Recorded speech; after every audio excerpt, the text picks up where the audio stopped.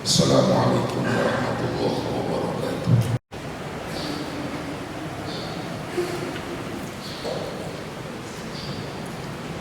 Alhamdulillah, alhamdulillah wa kafa, wassalamuhu ala ibadihi alladhina astafa, wa ala alihi wa ashabihi ahli sidqi wal wafa. Asyhadu an la ilaha illallah wahdahu la syarika lah, wa asyhadu anna sayyidana Muhammad ibn Abdillah. Allahumma salli wa sallim wa barik ala habibina wa syafi'ina wa qurrati a'yunina wa maulana Muhammad wa ala alihi wa ashabihi wa junudihi wa ansarihi min yaumina hadha ila yaumil mi'ad. Amma ba'du, fa ya ibadallah, usikum wa iyaya bi nafsi bi taqwallah, faqad fazal muttaqun.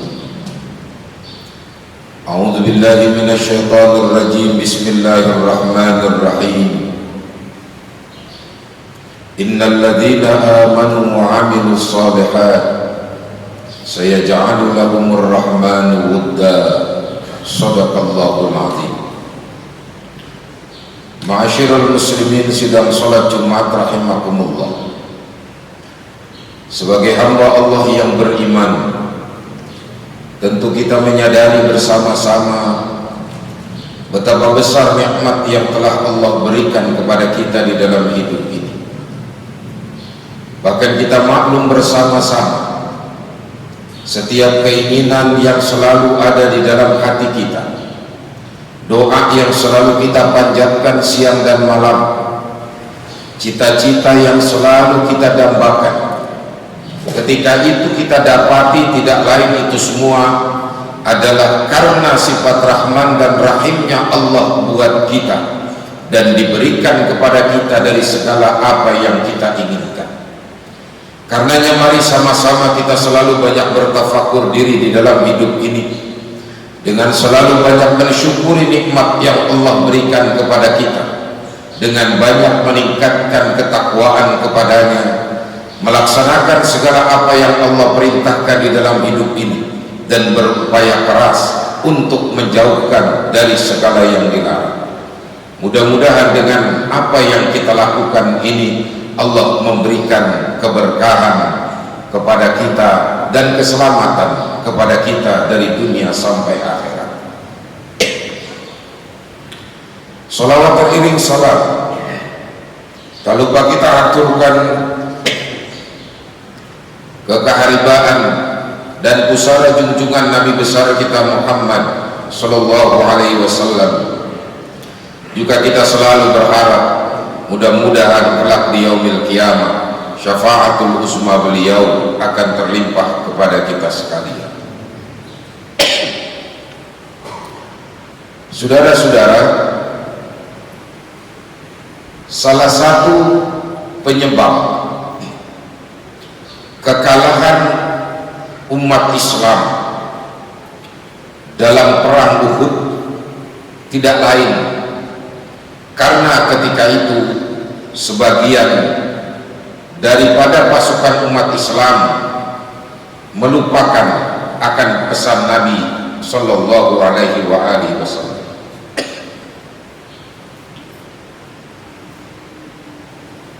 Perang Uhud yang kita kenal, kemenangan diawali oleh umat Islam. Sebab apa? Awal-awal dari peperangan,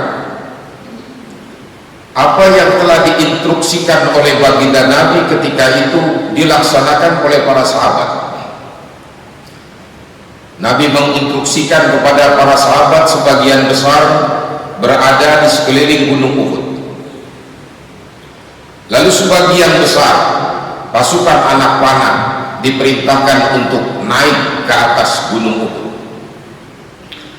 Perang Uhud ini satu di antara perang besar yang terjadi antara umat Islam dengan kaum kafir Quraisy. Dan perang ini langsung dipimpin oleh baginda Nabi. Ketika strategi pertama ini disampaikan oleh Nabi, kata Nabi, wahai para sahabat sekalian, khususnya kalian pasukan anak panah yang berada di atas gunung Uhud, apapun yang terjadi, jangan sekali-kali kalian turun dari tempat kalian. Artinya jangan sekali-kali turun dari bukit Uhud. Lalu apa yang disampaikan oleh Nabi dari strategi ini benar terjadi. Ketika umat Islam diserbu oleh pasukan kafir Quraisy yang ketika itu dipimpin oleh Khalid bin Walid, karena ketika itu Khalid bin Walid belum masuk Islam, diserang pasukan umat Islam ini. Namun apa yang telah diperintahkan oleh Nabi, strategi yang telah disampaikan kepada para sahabat oleh Nabi dilaksanakan. Pasukan anak panah yang berada di atas gunung Uhud ketika diserbu umat Islam dari bawah, maka dilontarkanlah seluruh anak panah, sehingga menyebabkan pasukan orang kafir Quraisy ketika itu bercerai-berai dan dia mundur dengan kekalahannya ketika itu. Lalu apa yang terjadi? Pasukan anak panah yang karenanya pasukan kafir Quraisy tercerai-berai sampai kalah ketika itu dan mundur, lari tumbang langgang, melihat kaum muslimin yang ada di bawah dan banyak ketika itu ghanimah atau harta rampasan yang ditinggalkan oleh kaum kafir Quraisy, mereka lupa dengan pesan Nabi agar jangan sampai turun. Mereka melihat kawan-kawan sahabat yang lain sedang mengumpulkan ghanimah ini, lalu mereka turun ke bawah karena ingin mendapatkan ghanimah ini. Padahal pesan Nabi satu, jangan kalian turun dari tempat kalian, meninggalkan tempat kalian. Ketika mereka turun, Khalid bin Walid sebagai panglima perang kafir Quraisy ketika itu, yang memang ahli dalam pertempuran, berpikir Khalid bin Walid, salah satu penyebab kita kalah, dihantam mundur, dan banyak kawan-kawan kita yang mati karena pasukan anak panah. Mereka sekarang sudah turun dari gunung Uhud, dari bukit Uhud. Kalau begitu mari kita serang kaum muslimin ini dari belakang. Lalu diserang dari belakang, sebagian orang kafir Quraisy naik ke gunung Uhud. Dan ketika itulah umat Islam terkepung dengan pasukan Khalid bin Walid. Maka terjadilah kebalikannya. Awalnya mereka mendapatkan kemenangan umat Islam lantaran mengikuti apa yang telah diinstruksikan oleh baginda Nabi.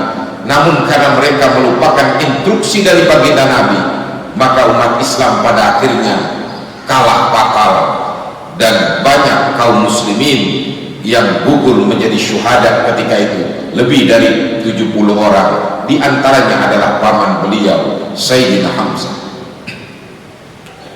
Nabi bersedih. Saudara-saudara, apa yang dapat kita ambil hikmah dari perang Uhud ini? Yang pertama,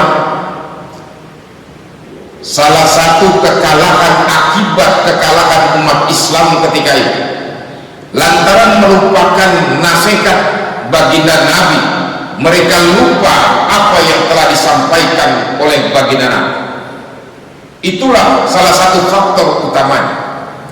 Lalu yang kedua, karena ketika itu sebagian sahabat yang berada di Jabal Uhud, di bukit Uhud, mereka turun lantaran melihat ghanimah, harta rampasan yang begitu banyak. Mereka tertarik dan mengakibatkan mereka lupa dari apa yang telah disampaikan oleh Nabi. Karena harta, mereka melupakan apa yang disampaikan oleh Nabi. Inilah dua sebab kekalahan perang Uhud. Artinya apa?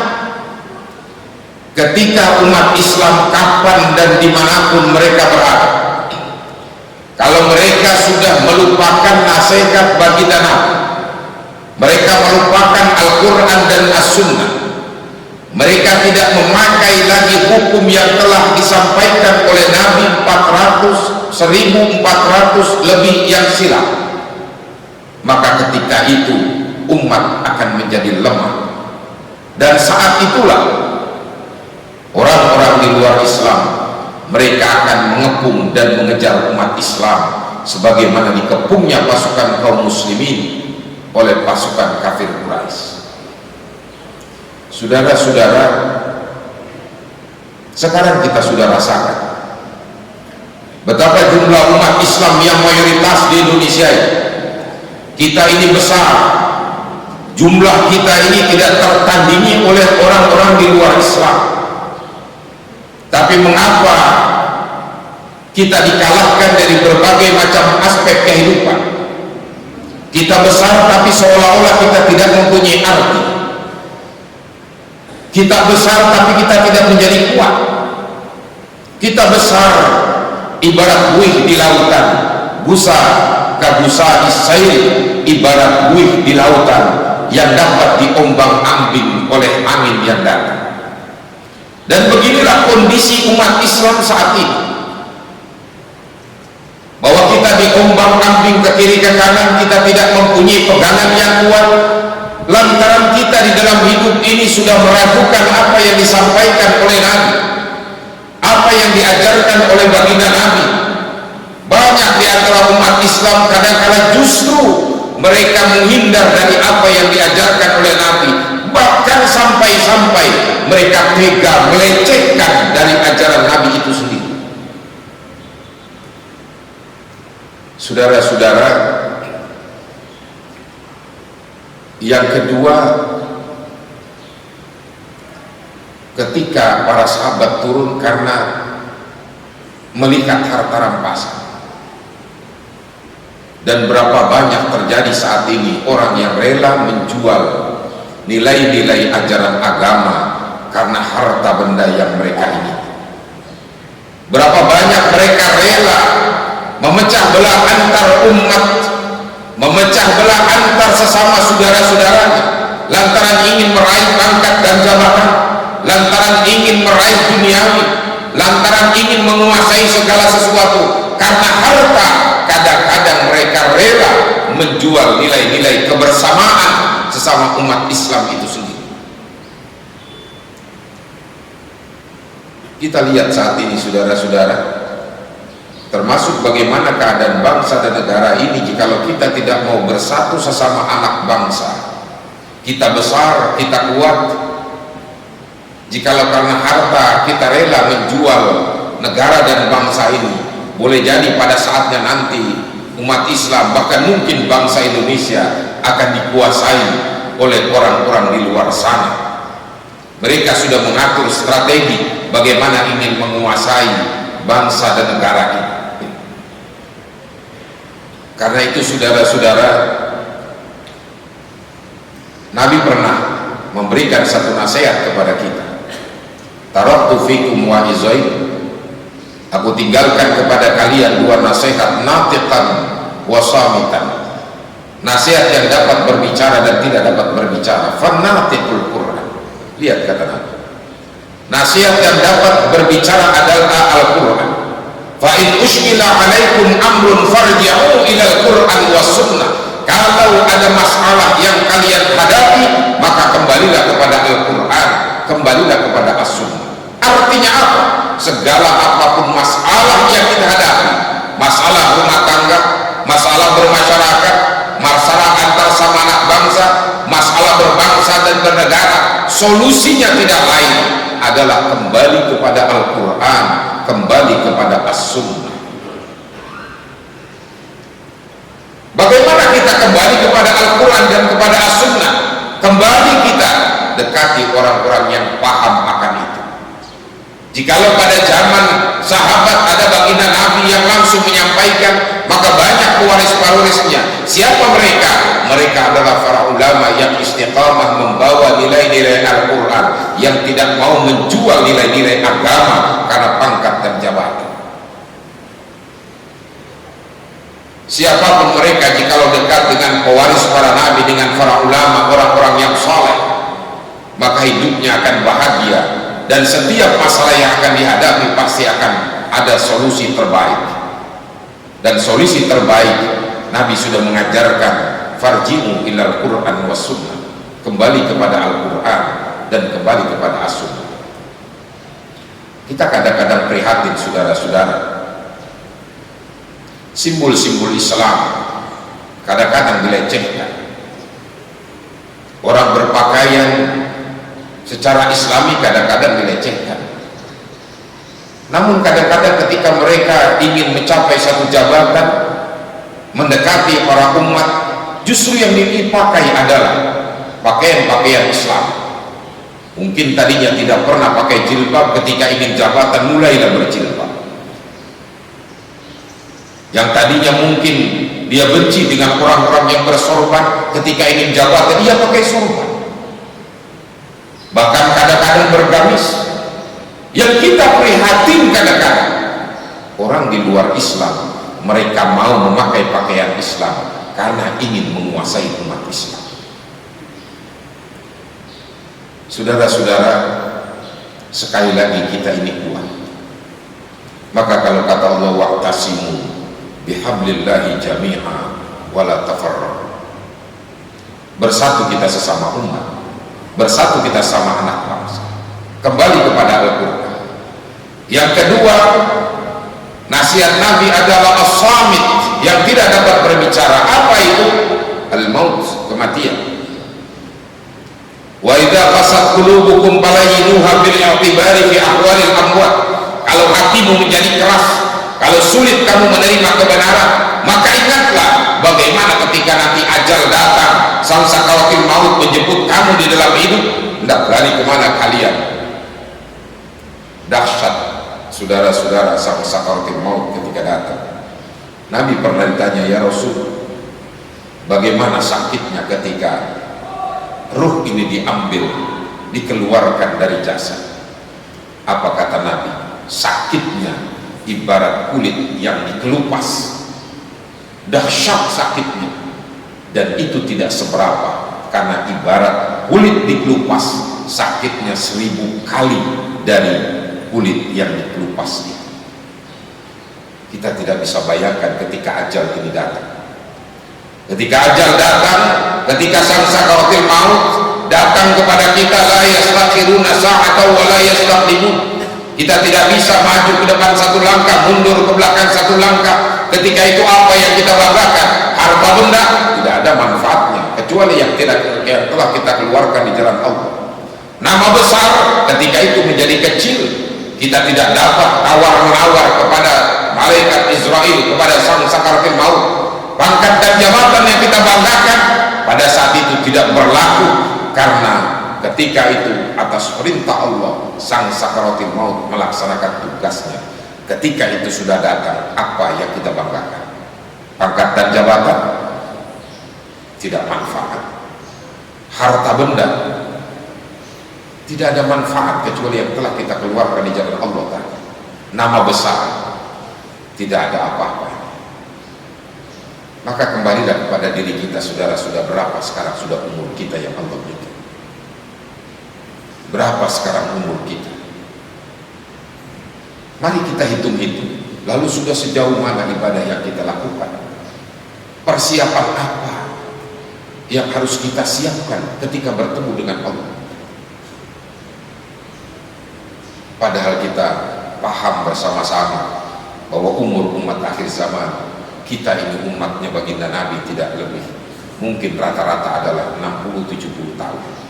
Itulah hitungan-hitungan yang mungkin pada saat, pada ambang batas kita. Mungkin ada yang lebih, dan itu jarang. Namun rata-rata kadang-kadang kurang dari itu. Karena itu Nabi selalu berpesan kepada kita, aksiru zikral maut, perbanyaklah oleh kalian mengingat kematian. Fama min abdin aksara dzikru illa ahyallahu balba wa hawwana alaihi maut. Karena orang yang banyak mengingat kematian, hatinya akan dihidupkan, hatinya akan dibersihkan, hatinya akan selalu menerima kebenaran. Dan ketika dia meninggal dunia, maka meninggal dunia pun dalam keadaan baik. Inilah orang yang selalu mengingat akan kematian. Masyiral muslimin rahimakumullah. Semoga Allah selalu menjaga iman kita sekalian. Mudah-mudahan Allah terima segala amal kebajikan kita. Allah ampunkan segala dosa dan kesalahan kita, dan mudah-mudahan Allah matikan kita dalam keadaan husnul khatimah. Allah kumpulkan kita di dalam surganya Allah subhanahu wa ta'ala. Amin ya rabbal alamin. A'udzu billahi minasyaitonir rajim. Bismillahirrahmanirrahim. Wal 'asri innal insana lafi khusr illa alladziina aamanu wa 'amilus shalihaat wa tawassaw bil haqq wa tawassaw bis sabr. Barakallahu li wa lakum bil Qur'anil azim wa nafa'ana wa iyyakum bima fihi minal ayati wa dzikril hakim. Innahu ta'ala jawwadun karim rahufur rahim. Fastaghfiru innahu huwal ghafurur rahim. Allahumma salli ala sayyidina Muhammad wa ala ali sayyidina Muhammad.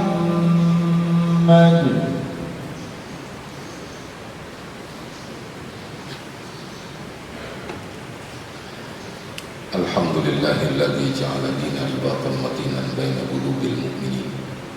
Asyhadu an la ilaha illallah wahdahu la syarika lah al-malikul haqqul mubin. Wa asyhadu anna Muhammadan 'abduhu wa rasuluhu as-shadiqul wa'dul amin. Salatan wa salaman daimaini mutalazimaini ala asyrafil mursalin. Fa ya ibadallah, usikum wa iyaya bi nafsi bittaqwallah faqad fazal muttaqun. Wa may yattaqillaha yaj'al lahu makhraja wa yarzuqhu min haitsu la yahtasib.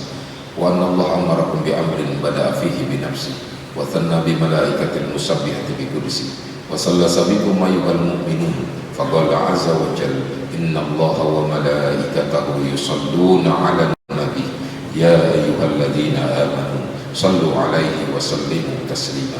Allahumma salli wa sallim wa barik ala sayyidina Muhammad wa ala alihi wa ashabihi tahirin al-mukarramin wa alaina ma'hum bi rahmatika ya arhamar rahimin. Allahumma ighfir lil muslimina wal muslimat wal mu'minina wal mu'minat al ahya'i minhum wal amwat innaka qaribun mujibud da'wat ya qadiyal hajat wa ya rafi'ad darajat innaka antas sami'ud du'a. Allahumma ihfadna bil islami qa'imin واحفظنا بالإسلام قاعدين واحفظنا بالإسلام راقدين ولا تشمت بنا الأعداء ولا الحاسدين. ربنا تقبل منا دعانا إنك أنت السميع العليم وتب علينا إنك أنت التواب الرحيم. ربنا آتنا في الدنيا حسنة وفي الآخرة حسنة وقنا عذاب النار. عباد الله إن الله يأمركم بالعدل والإحسان وإيتاء ذي القربى وينهى عن الفحشاء والمنكر والبغي يعظكم لعلكم تذكرون. ولذكر الله أكبر. أقم الصلاة.